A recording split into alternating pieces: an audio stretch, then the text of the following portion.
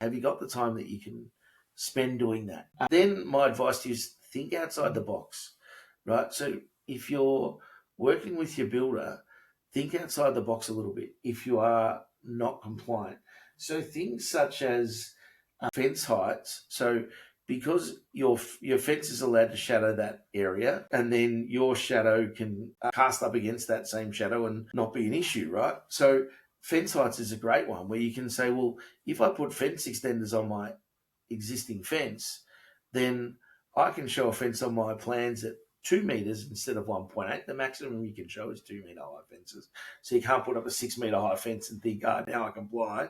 So they've worked out that, that you can't be so tricky, but 2 meter high fences may mean that you shadow less of their property, and therefore you might be able to get a bit of a win there.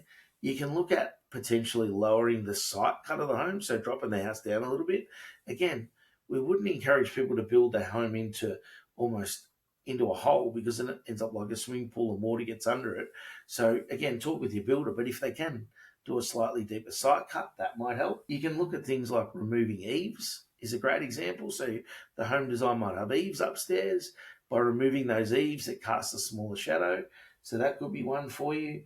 You could look at lowering the ceiling heights if you've raised them. So you might have 2700 ceilings upstairs, downstairs. You might have to go to stick the 2700s downstairs and maybe go back to 2440s upstairs.